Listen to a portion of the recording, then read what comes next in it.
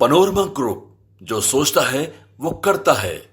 नमस्कार, न्यूज हाट के खास प्रोग्राम सियासत में आप सभी दर्शकों का बहुत बहुत स्वागत है। मैं हूं करिश्मा और हमारे साथ मौजूद हैं न्यूज हाट के senior journalist Chandan Jha. Sir नमस्कार। नमस्कार करिश्मा, धन्यवाद।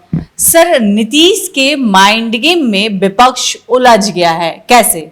बिल्कुल, जिस तरीके से अभी 2-3 दिनों से जो सियासी हलचल चल रही है, जो विधान मानसून सत्र में जो चल रहा है, और इसी सत्र में शुरुआत में ही जब एनडीए की बैठक हुई, तो अगर आप इन सब चीज़ों पे अगर आप गौर करते हैं तो आपको समझ में आता है कि कैसे नीतीश कुमार ने विपक्ष को उलझा दिया है।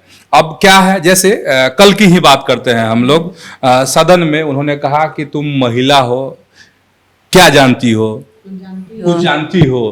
तो ये भी एक माइंड गेम का हिस्सा है नीतीश कुमार का, ये सियासी गेम है। एक ये हो गया। फिर उन्होंने सदन में ही कहा कि हमारा हाय हाय तो सबका हाय हाय है। तो इस पे सवाल भी खड़ा हुआ था कि कैसे नीतीश कुमार कह रहे हैं कि हाय हाय, मतलब मुख्यमंत्री होकर कैसे इस तरह की बात कर रहे हैं। तो ये भी माइंड गेम का हिस्सा है। ये हो गई बात। और कैसे माइंड गेम का हिस्सा है, जब आप पूरा इस वीडियो को देखेंगे तब समझेंगे, पूरी इस खबर को समझेंगे तब। और शुरुआत में जब एनडीए की बैठक हुई मानसून सत्र को लेकर, तो उसमें नीतीश कुमार ने एक नारा दिया कि अब की बार जो है 225 सीट का नारा है उनका, मतलब 2025 में 225 सीटें। ठीक है, तो ये भी एक माइंड गेम का हिस्सा है। अब ऐसे में सवाल लोग कर सकते हैं कि अभी तो पटकनी खाए हैं केंद्र में, कौन, नरेंद्र मोदी, उन्होंने भी 400 सीटों का नारा दिया था, लेकिन क्या हश्र हुआ। तो जो राजनीतिक विश्लेषक हैं वो ये भी सवाल कर सकते हैं।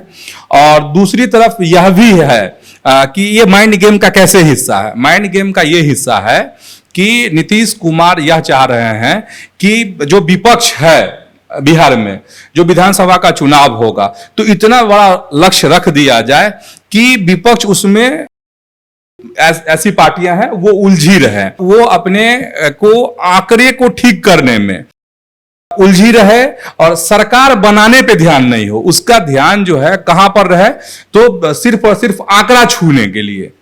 तो माइंड गेम ये है। अच्छा, अगर हम 225 सीटों की बात करते हैं तो थोड़ा सा एनडीए के इतिहास को समझना पड़ेगा, और आंकड़े में ही आज हम अपने दर्शकों को बताते हैं। जैसे एनडीए का 2005 से अगर हम शुरू करते हैं तो 2005 में क्या हुआ था, जदयू जो है 139 सीटों पर चुनाव लड़ी थी और 88 सीटें जदयू उस समय में चुनाव जीती थी 2005 के विधानसभा चुनाव में। अगर हम बीजेपी की बात करते हैं तो बीजेपी जो है 102 सीट पर विधानसभा का चुनाव लड़ी थी 2005 में, और 55 सीटें बीजेपी को मतलब मिली थी। तो कुल जो है 143 विधायकों की संख्या थी 2005 के विधानसभा चुनाव में, और ऐसे एनडीए की सरकार बनी थी। माइंड गेम को अगर समझना है तो गौर करना पड़ेगा आपको। ये हो गया, ये 2005 का हो गया। 2010 में क्या होता है कि जदयू 141 सीट पर चुनाव लड़ती है, 115 सीट जो है जदयू के खाते में आती है। बड़ी जीत होती है जदयू की 2010 में। जबकि बीजेपी फिर 102 सीटों पर चुनाव लड़ती है और 91 सीट जो है बीजेपी जीतती है 2010 के विधानसभा चुनाव में। कुल सीट अगर हम कहते हैं, बताएंगे आपको, तो 206 सीटें, अपार बहुमत। किसको? तो नीतीश कुमार को, एनडीए को। तो ये 206 सीटें हैं। तो कहने का मतलब ये है कि इस बार जो एक लक्ष्मण रेखा नीतीश कुमार ने जो खींच दी है 225, एक जो लक्ष्य रख दिया है, वो नीतीश कुमार को ऐसा लगता है कि ये फिर से इस तरह का जादू हो सकता है। ये नीतीश कुमार को लगता है, जैसे कि नरेंद्र मोदी को लगा शुरुआत में कहे हैं कि 400 सीट हम ला सकते हैं। हालांकि बीजेपी चूक गई है उससे, लेकिन उसी तरह नीतीश कुमार को यह लगता है कि अगर 206 ला सकते हैं तो 225 भी ला सकते हैं। और इसीलिए नीतीश कुमार महिला पर बहस जो उन्होंने छेड़ी है, इसको ये माइंड गेम है, सियासी माइंड गेम है नीतीश कुमार का। और वो क्या कहते हैं, नीतीश कुमार अपने भाषणों में बार बार कहते हैं कि जो युवा पीढ़ी है उसको बताना पड़ेगा कि 2005 के बाद बिहार बदला है, बिहार में ये सब चीजें, मतलब कई बार कहते हैं नीतीश कुमार अपने भाषणों में, संबोधन में, कि ये सब कुछ था जी, कुछ नहीं था, कोई पुल नहीं था, पुलिया नहीं था, ये फ्लाईओवर था क्या। उसी तरह महिला को लेके कल भी जब उन्होंने रेखा देवी जो, हाँ, सदन में यही ना कहा कि सब 2005 के बाद हुआ है, इसीलिए हम आंकड़ा बता रहे हैं। और नीतीश कुमार ने 225 सीटों का जो लक्ष्य रखा है, उनको लगता है कि हम जादुई आंकड़ा में सबको उलझा सकते हैं। ठीक है, तो ये आप लोग समझ गए होंगे, मतलब वो इस बात को छेड़ना चाहते हैं नीतीश कुमार कि लोग जाने कि 2005 से पहले की क्या स्थिति, महिलाओं की स्थिति थी, और 2005 के बाद कैसे स्थिति बदली। हालांकि यह बात भी सत्य है कि नीतीश कुमार ने कई ऐसी योजनाएं हैं जो लड़कियों के लिए, महिलाओं के लिए बिहार में शुरू की है, और दूसरे स्टेट जो हैं इसका नकल भी किए हैं, यह बात भी सत्य है। चलिए अब फिर आंकड़े से हम बात करते हैं। 2010 का मामला समझा दिए, 206 सीटें उस समय में मिली थी एनडीए को, अपार बहुमत, तो उसी को वो रिपीट करना चाहते हैं, इसीलिए पुरानी बात को छेड़ते हैं। ये हो गया। 2015 की अगर बात करेंगे तो 2015 में जदयू का गठबंधन हो जाता है, आरजेडी से सरकार बनती है, तो 2015 को हम बहुत ज्यादा गौर नहीं करते हैं, बहुत उलट पुलट होता है उस समय में। 2020 की अगर बात करें करिश्मा, तो जदयू जो है कुल उसके खाते में 122 सीटें आई थी जदयू के 2020 के विधानसभा चुनाव में, और जबकि बीजेपी को 121। इसमें बंटवारा हुआ, जदयू ने अपने खाते से 7 सीटें हमको दे दी, यानी 115 सीटों पर चुनाव लड़ी थी जदयू, 43 पर फतह हुआ, जदयू को जीत मिली। और बीजेपी की बात करते हैं तो 121 सीट पर भाजपा जो चुनाव लड़ी, उसमें से 11 जो सीट है वो वीआईपी को बीजेपी ने अपने कोटे से दे दी। तो इसमें क्या हुआ था कि बीजेपी के खाते में 74 सीटें आई।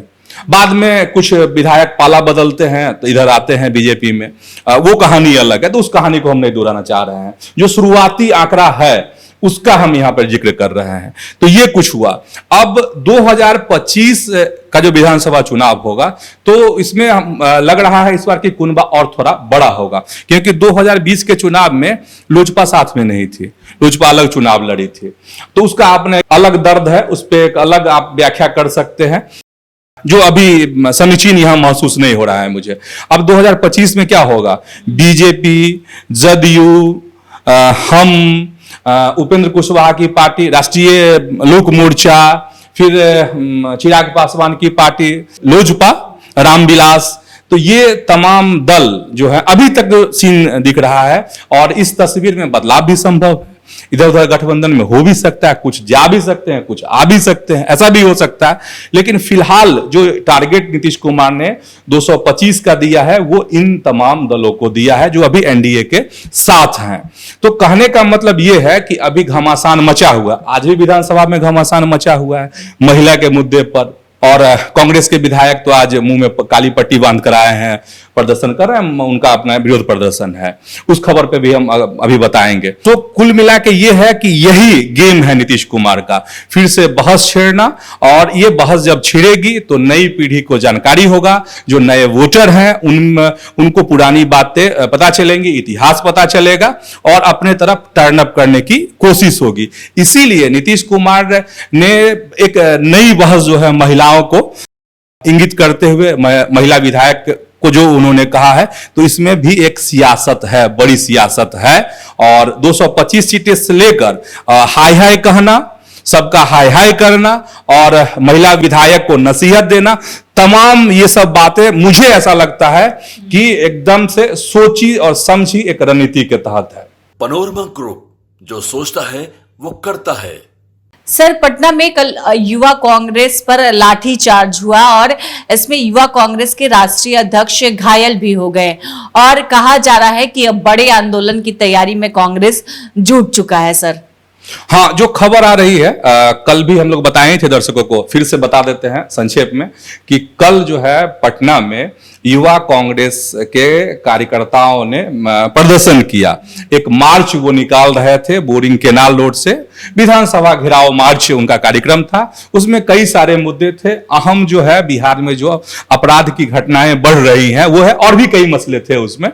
तो उसको लेकर उन्होंने प्रदर्शन शुरू किया था। पंचमुखी हनुमान मंदिर है वहां से। और जब ये युवा कांग्रेस के नेताओं का काफिला जैसे आगे बढ़ा तो बोरिंग रोड चौराहा पर जो है वहां पर पुलिस से उनकी तीखी नोकझोंक हुई, झड़प शुरू हो गई।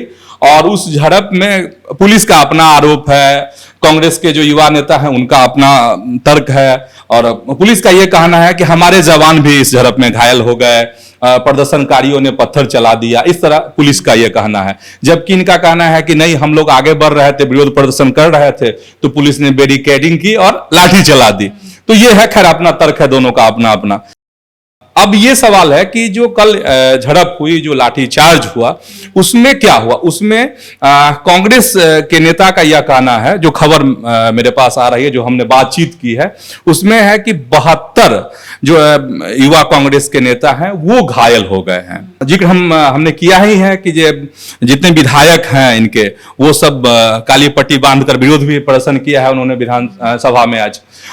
तो इसमें खबर यह है कि जो 72 लोग घायल हुए हैं उनको दिल्ली से उनकी मेडिकल रिपोर्ट मांगी गई है, और सब कोई जो जहां भी इलाज कराए हैं वो अपनी मेडिकल रिपोर्ट जो है सदाकत आश्रम, मतलब जो कांग्रेस का प्रदेश मुख्यालय है, उसको लोग सारे जो जहां से जिन्होंने जैसे इलाज कराया है वो पर्ची भेज रहे हैं। और ये पर्ची जो है दिल्ली से केसी बेनीगोपाल को ये पूरी रिपोर्ट जाएगी। और ऐसा लग रहा है आज कल के तेवर से भी और आज के तेवर से भी कि कांग्रेस जो है बड़े आंदोलन की तैयारी कर रही है बिहार को लेकर।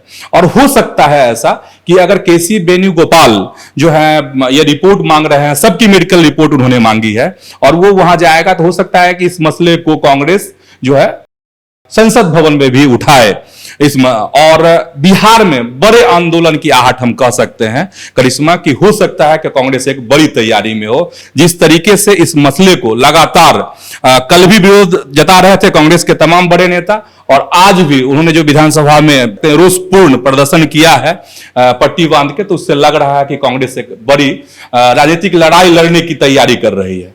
अच्छा, एक खबर और बताना चाह रहे हैं अपने दर्शकों से, और खबर यह है कि लोजपा के कद्दावर नेता हैं हुलास पांडे, और उनको लेकर इस तरह की खबरें चली कि वो तरारी जो विधानसभा का उपचुनाव होना है, हालांकि अभी आधिकारिक घोषणा इसकी नहीं हुई है, तो उनसे जो हमारी बातचीत हुई है उसके मुताबिक उन्होंने इस बात को कहा है कि वो चुनाव नहीं लड़ेंगे, वो बिल्कुल इच्छुक नहीं है, ये उनका कहना है।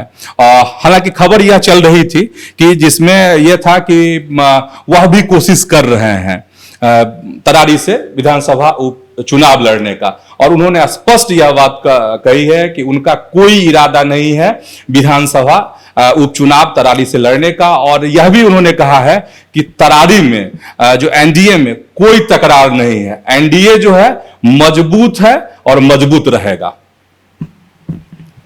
तो आज के इस वीडियो में इतना ही। आगे की खबरों के लिए आप हमारे चैनल न्यूज हाट को सब्सक्राइब कर ले। अगर फेसबुक पर देख रहे हैं तो हमारे पेज को लाइक करना ना भूलें।